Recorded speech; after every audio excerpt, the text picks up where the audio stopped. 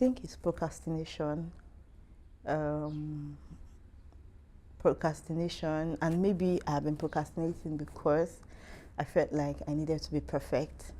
I needed what I need to do to be perfect. It always felt like it wasn't the right timing. I always felt like I needed to be balanced. I needed to find how do I put it? Like I needed to have financial backup before doing the things I needed to do, and I feel like all of that was in my head.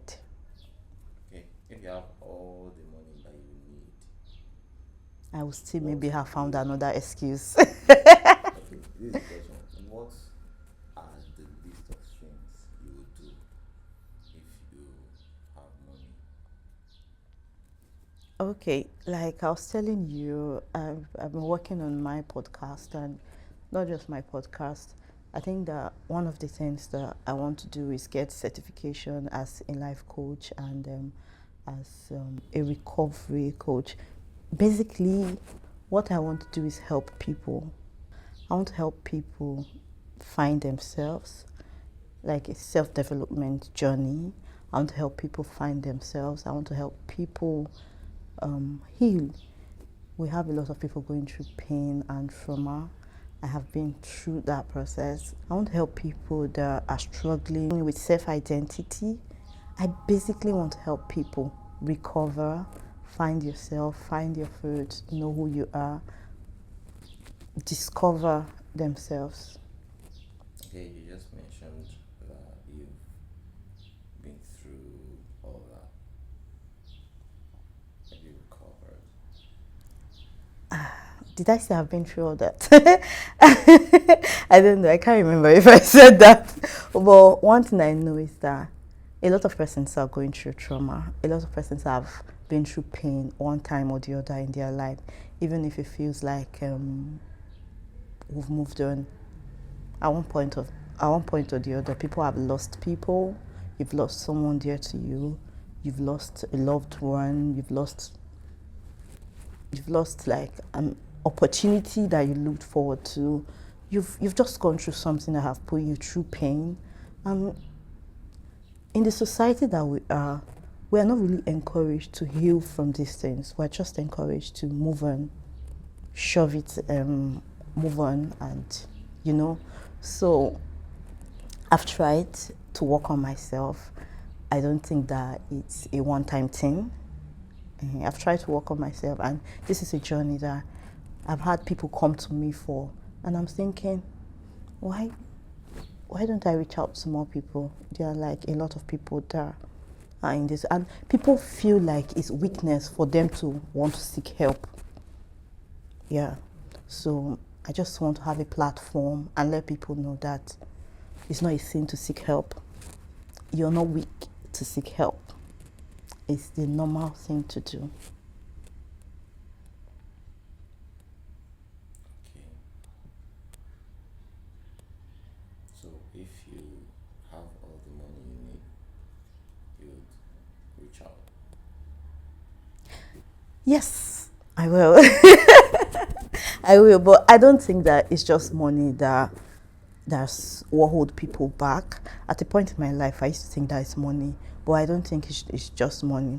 I think that sometimes we feel like the vision we carry is too big, and we kind of get scared and maybe want to minimize it, and all of that. So I know that money is a challenge, but I don't think that money is like every all of it.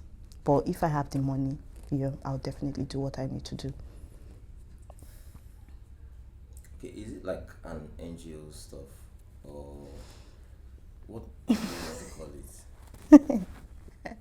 Okay, I already have. I told you that I already have like what I'm doing. I'm already putting things, giving structure to what it is. But I don't want to let the cat out of the bag yet, so I won't tell you the name yet. But just know that it's more like a community of people. It's just more like a safe space for you to be you. Yeah, a safe space for you to be you, if you want to be you. A safe space for you to heal. A safe space. Just know that you're not alone. You know that there are some things that you're going through in this life, and you think that you're alone. Then when you start to talk about it, you now say that this person, no, this person, it's not just me. So yeah, this is like a safe space for you to have a community of people that would hold your hand, and together you'd grow. Okay. Last question. I'm sure that's not finished expressing. um, how or when did you develop your media skill, presentation? How did you start? Can I put a particular date to it? So it's like this. I was a preacher's kid. My dad was a pastor before he passed.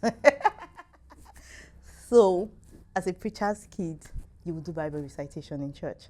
So, from when we were young, we had started to do Bible recitation. We used to do debate in school, poem in school, all of that. Okay, my sister used to be the one that would read news in school. I did not used to read news in school because she's really smart. And then my younger sister. And then I used to really forget my lines. So if you give me a recitation, my sister can do like 2 chapters, 3 chapters. You see verse 1 to 5, I will forget it. You can testify. I will forget it. No, I'm better. I'm way better. So I didn't even used to know how to cram then. But then we used to do this thing. Then I think when I became a youth in church, we started to do, like, we wanted to make church more lively for youth. We wanted inclusion, because in our home church where we grew up, it was more like old people's church. So we wanted this inclusion, and a group of us started to, teach children, gather youth together, do youth week and all of that. We'll present. And then when I got into school, I didn't want to join the choir. Choir was basically the unit that everybody would join back home in church. I didn't want to join the choir. So I still joined the choir. I still joined the choir. But then there was this unit called, was it media unit? I've been newscasting. I've forgotten what they called it. Then in Auchipoli, I went to Auchipoli first. So I joined that unit. No, I didn't join that unit. I liked the unit. I didn't join the unit. I joined drama, I joined choir and Bible study unit, but I didn't join that unit. But anytime they were presenting, I used to be like, okay, that went well. Okay, okay. I didn't say anything. Then I finished from Auchipoli and I went to AAU. In my mind, I said that all the units that I had joined in Auchipoli, I was not going to join those ones. I wanted something new. I love to explore. So I wanted to explore. I wanted to do something different. I feel like, I already have a hang of these ones, let me. But when I got to AU, I still didn't want to join choir. I still joined the choir, Shasha. But then the first unit I joined was media unit. Now, this is what happened. The first day I went to the fellowship, CQBF, I hadn't gotten admission. I went for my post-UTME. And then they welcomed us. The lady that welcomed us, oh my God. I'll call her name. Her name is Nancy. The way Nancy spoke, she was so articulate. And I'm like, wow, this is nice. After they welcomed us, I went to meet somebody that I knew, that I went to church with. I said, this lady, what unit is she in? I want to join that unit. And then I want to join that unit. So they now told me that there are different units too. I said, but I love the way she speaks. They said, okay, if it's because of the way she speaks, media unit. I said, media unit it is. I said, you have a new member. So I now said, who is the media unit director? They showed me. I went to meet her. Guess what? She was my secondary school person. I was a year ahead of her in secondary school. I went to meet her. You are the one? I said, you have a new member. I've not gotten admission. I've not gotten admission. But I told her that you have a new member. She was like, okay. She said, I pray you get the admission so that you become a member. And when I got the admission, that was like the first unit I joined. And when I joined the unit, normally you go through some trainings, like what do they call it? Intake class, those believers class before you start to present.